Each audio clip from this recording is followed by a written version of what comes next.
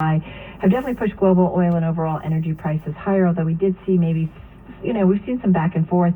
And then we've been talking so much, Tim, today about the U.S. and the EU pushing to boost supplies of LNG to European countries by the end of 2022. It's all about helping the EU displace some of that Russian gas. Yeah, the question is can the EU actually make up for what Russia traditionally provides the European Union? Fernando Valle is senior oil and gas analyst with Bloomberg Intelligence. He joins us on the phone from New York City. Fernando, let's start with that question and talk about how realistic it is for the European Union to be able to offset what it typically gets and has gotten from Russia. Is it a realistic goal? Well, it is in the long term, but in the short term, it will be very difficult.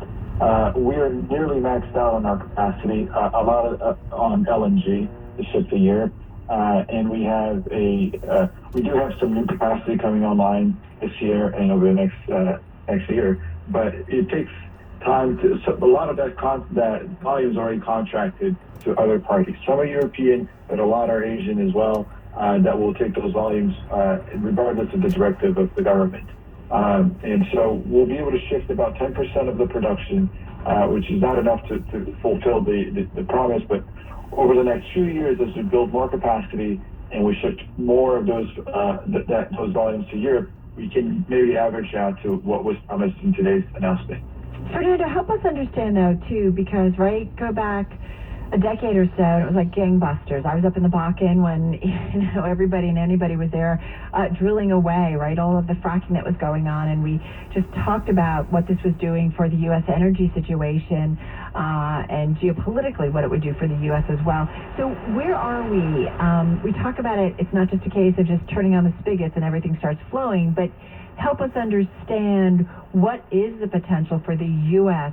in terms of world global supplies, and is that kind of where we're heading, where the U.S. becomes a bigger supplier, not only domestically, but really on the global front? Well, we have become a significant supplier. In fact, the largest producer, even after the 2020 issues with COVID. But as you mentioned, we aren't growing back to the 13.3 million barrels a day that we reached in 2020 prior to the pandemic. And there are several issues behind that will limit our ability to surpass that level. Back in 2019, there was expectations that we would get to 17 million barrels a day, which is almost 17% of global supply. Wow. I think that's unlikely, just for a couple of reasons. One, in the short term, we don't have the supplies. We don't have the labor. We don't have the equipment. Sand is in short supply right now. The tubular is good. The steel pipes that case the wells are in short supply. They more than doubled in price. Wow. Labor, as in anywhere in our economy today, is in very short supply. Longer term, there are different issues, and it's more of a geological issue because we've drilled a lot, and shale is a relatively new development. Fracking really started in 2008. That's relatively young for oil and gas technology development. And we were having issues with the productivity of the wells that led to this call for capital discipline, because we were drilling too many wells too close together. And it's not just capital, but it's actually we weren't maximizing the resource itself. So I think we're going to have a more gradual pace because of those short-term constraints, but also because geologically we shouldn't be at 18 million barrels by 2025. We should be closer to the 13 to 14 range. So, Fernando, what does this all mean for paying at the pump? And I should note the daily national average gasoline prices from AAA at $4.23 right now, down just a little bit from earlier this month when it was up to $4.33. Because you have this really, and I think this is a really important note that you put out about a month ago with your colleagues at Bloomberg Intelligence about consumer gasoline spending as a percentage of disposable income. Because I think there's a lot of superlatives are thrown around when it comes to what gas prices are doing right now. But in terms of a percentage of what we're actually spending on gasoline, when it comes to disposable income, we were at historic lows. We were, and inflation has been so crazy in other parts of the economy. Even today, with oil prices and gasoline prices where they are, it's still well below the 2008 levels. So there is more pain that we can theoretically absorb. I know it hurts really bad when I fill up in my car at the pump. But unfortunately, we haven't even seen the total impacts of Russian sanctions. A lot of crude is shipped. It takes over 1 to 3 months to reach destination, so we haven't seen the full impact from the sanctions that were imposed in mid-February. We'll probably see it at the end of this month, starting next month. Right. Clearly, China and India are also still importing Russian gas, Russian oil. So we won't see a full impact, but we'll see some decrease. Right. And then one of the things we wrote today was that Russia's lack of access to capital. Yeah. We'll see a production drop there as well. Yeah, no, those are all really important points, and as you said, more to come. Hey, Fernando, thank you so much. Fernando Valle, Senior Oil and Gas Analyst over at Bloomberg Intelligence. Let's go to Washington, D.C. for a check of the latest world and national news. Nancy Lyons. Hey, Nancy. Hey, Tim. President Biden is seeing firsthand the refugee crisis emerging in Poland. He visited one town where hundreds of thousands of refugees have arrived as they flee the war in Ukraine. Through an interpreter, Polish President Andrzej Duda thanked the president for the visit and all the security and logistical help. It is a sign and a message that you care about the security of Poland. Today, Mr. President, you met with U.S. soldiers who are deployed here and who watch over our security. They also help in this very difficult work, which is receiving millions of refugees. Duda says building up the eastern flank of NATO is crucial, with Russia continuing its attacks.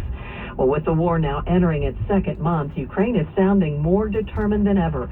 We spoke with the Deputy Chief of Staff to President Volodymyr Zelensky, Ymca. We don't have any agreement, any peaceful agreement, or the peaceful agreement at any terms. We will want the peaceful agreement at Ukrainian terms, because we're struggling, we're surviving, we will win. Ymca tells Bloomberg Ukraine stands ready for serious negotiations at the presidential level. He says they want security guarantees from the European Union, including fast-track membership. Well, it's looking like the Senate Democratic Caucus is unified in backing Ketanji Brown Jackson's nomination to the Supreme Court. Senator Joe Manchin, who has often broken with the ranks on Biden nominees in other areas, says he will support Jackson's confirmation. Global news 24 hours a day, on air and on Bloomberg Quick Take, powered by more than 2,700 journalists and analysts in more than 120 countries. I'm Nancy Lyons. All right. Oh, yeah. This story popped up on our radar. It's from Bloomberg, Lizzie Burden and Philip Aldrich, and the headline on it, testosterone-fueled bear pit discourages women from economics. The field of economics, our colleagues write, has a, quote, dirty secret that's putting women off in its pursuit of academia. It's a testosterone-fueled bear pit. That's according to one of the UK's most influential economic policymakers, David Miles. And it's one of the big reasons, Carol, that the field has been dominated by men, said Miles, who's head of macroeconomic forecasting at the country's fiscal watchdog, which is the Office for Budget Responsibility. Says the guy who's high in economics. Yeah. Well, I know, no, I'm not, I'm just... The thought went through my head. Yeah. Miles made the comments to lawmakers. That was back in December. His observation borne out by a study of the data in a 2020 survey conducted by the Royal Economic Society. More than 50% of respondents said they found the climate aggressive. Less than half found it respectful, and a third of women said they had been subjected to inappropriate sexually related behavior. This is according to the survey of 181 academic economists. And it's not apparently, Tim, just a culture question, according to our team's reporting. Yeah, women are grossly underrepresented in the field, and for those who do stick out, they deal with the widest gender pay gap among professors across subjects at UK universities. I feel like, and there's a quote in here, Victoria Bateman, she's a Cambridge University economist who co-authored an RES report on women in the field. She says if economics is toxic on the inside, as we draw more women into the subject, they'll be turned off, exit, and retreat. And we talk about, creating a pipeline. And how often do you see kind of, women come in on the entry level to a certain field, and then as time goes on, they don't, for many different reasons, they're not able to kind of get up to higher positions. It's not a problem that's just limited to the UK. The problem, the paper for the National Bureau of Economic Research actually found that female academics in the U.S. were asked more patronizing questions in seminars. In 2018, a Harvard economist, Alice Wu, used algorithms to show that there were more references to women's looks in online comments on an economics job forum than men's. Great read. Yeah. Unfortunately, a good read, but an unfortunate situation. All right, you're listening to Bloomberg Radio. The Tri-State Business Report is brought to you by Audi. Don't let someone else drive off in the Audi model you've always wanted. Visit your Tri-State area Audi dealer to get behind the wheel of yours today, or visit AudiOffers.com for more information. Breaking news first. Bloomberg discussed future rate hikes with San Francisco Fed President Mary Daly. I have everything on the table right now. If we need to do 50, 50 is what we'll do. If we need to do 25 and balance sheet, that's what we'll do. And St. Louis Fed President James Bullard. Now what you have to do is move the policy rate up discreetly. I think 50 basis point moves would definitely be in the mix. For exclusive headlines from the Fed, Stay with Bloomberg 1130. the Bloomberg Business app, and BloombergRadio.com. This is the Bloomberg Tri-State Business Report. I'm Larry Kofsky. More than half the states in the U.S. saw lower unemployment rates last month, including a dozen where jobless rates hit all-time lows. Nebraska and Utah had the lowest rates in the country, 2.1%. The tri-state area still has some work to do. New York and Connecticut were at 4.9%, New Jersey at 4.6%. It's now unanimous. The city's firefighters' pension fund has voted to dump its Russian assets to protest the invasion of Ukraine. It follows similar decisions by the city's 4 other public employee pension funds. The firefighters' fund held nearly $20 million in Russian assets. Workers at an Amazon warehouse in Staten Island have begun voting on whether to form a union. In-person voting will continue through March 30th, with ballots set to be counted the following day. That's the Bloomberg Tri-State Business Report. I'm Larry Kofsky on Bloomberg 1130. The Audi Q5 represents everything we've learned from building one of the world's most progressive vehicles. With forward-thinking technology like standard rear cross traffic assist, this car was born to non-conform. The Audi Q5 is here. Progress is never blending in. Don't let someone else drive off in the Audi model you've always wanted. Visit your tri-state area Audi dealer to get behind the wheel of yours today, or visit AudiOffers.com for more information. 4:45 on Wall Street. Time for drive time traffic. We do it every 15 minutes right here on Bloomberg Radio. Ed Kalegi, the New England Thruway. What's going on? Southbound New England Thruway, in by the Hutch. There is an accident. One lane is blocked and a pretty heavy ride down from Connor Street northbound. Everybody slows down to see what's going on. That's why that's a pretty troublesome ride right now. Then a heavy delay up 684 in spots, especially from Hardscrabble Road over towards 84. In Manhattan, still that very heavy traffic both sides of town. Neither side provides any advantage as you try to get up to the bridge. The inbound George Washington Bridge, 50 minutes upstairs, 40 minutes down, 30 both ways over at the Lincoln Tunnel. Holland Tunnel leaving town at 50 minutes into town, 20 from the Turnpike, and 30 minutes coming in from 1 and 9. The Bloomberg 1130 3-day weather. For tonight, partly cloudy, low 40 to 45. The weekend, Saturday morning, sun, clouds and showers by afternoon, high near 55. Sunday, partly sunny, breezy, high 45 to 50. Monday, sunny skies but cold, high 35 to 40. 55 degrees in New York under cloudy skies. Fed up with companies selling your data? DuckDuckGo is on it. They help millions of people like you take back their privacy online. DuckDuckGo. Privacy simplified. 55 degrees, cloudy in New York with the best ride in and out of the city. I'm Ed Kalegi, Bloomberg 1130. Bloomberg Business Week continues. Markets, headlines, and breaking news 24 hours a day at Bloomberg.com, the Bloomberg Business app, and at Bloomberg Quick Take. This is a Bloomberg Business Flash. From Bloomberg World Headquarters, I'm Charlie Pellet. Stocks advanced in a choppy day of trading. Dip buyers emerged in the final few minutes of the session, with the S&P up 23 points today, up 0.5%. For the week, the S&P did advance by 1.8%. The Dow today up 153, up 0.4%. Nasdaq, though, losing day, down 22 points, down 0.1%. We had the Nasdaq Composite Index today down by 0.1%. 10-year yield 2.48% today. The yield on the 2-year Treasury note, among the most sensitive to changes in interest rates, was up 14 basis points to 2.28%. Spot gold down $2 the ounce to $19.55, drop there of 0.1%. West Texas Intermediate crude up 0.2%, $112.55 a barrel on WTI. I'm Charlie Pellet. That is a Bloomberg Business Flash. All right, Charlie, thank you so much. You are listening to Bloomberg Business Week. Carol Massar along with Tim Stanovic. Well, earlier this month, we did highlight a Johns Hopkins Bloomberg School of Public Health study. It was published in The Lancet. We highlighted it on the Bloomberg terminal and at Bloomberg.com. What it showed is that the pandemic pushed more women out of jobs than during the early months of the pandemic, reversing decades of progress in education and gender equality.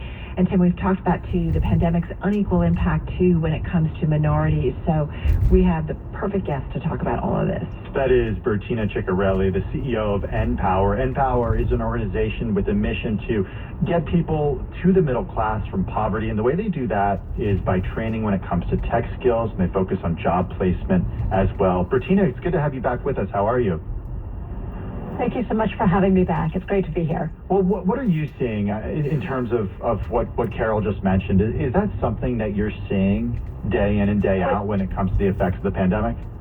Yeah, no, it's very real. We have certainly seen women of color in particular disproportionately impacted by this pandemic, with a great loss of economic stability and rising demands in terms of child care and elder care. So the problem is very real, and I think our opportunity is to identify ways in which we can create better pathways to accelerate another kind of career track that helps these women in particular gain an economic foothold. I love that you said that, because if we talk about the inequities that are out there, the inequalities, you know, we used to talk about income gaps. That's not what it's about. It's about wealth creation, right? And how do you do it? And how do you help those that haven't had the same opportunities be on a better path to help create generational wealth and so on? And this is something we've certainly seen blacks and minorities that certainly haven't had the same access. Tell us about the research you guys are doing and the specific actions that maybe can move black women into positions in technology where it seems like every CEO, Bertina, that we talk to, they want tech workers. Absolutely. It is everybody I talk to in the tech sector right now. It is the number one concern, is a perceived lack of talent. Let's start with what we know and what's really guided our research.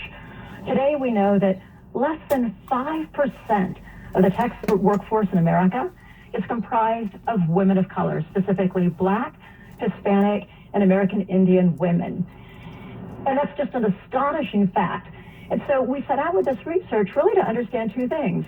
First, what should that percentage be? What should we be striving for as a society? And secondly, what might be some pathways to be able to reach a much more ambitious goal? So what are so those? That was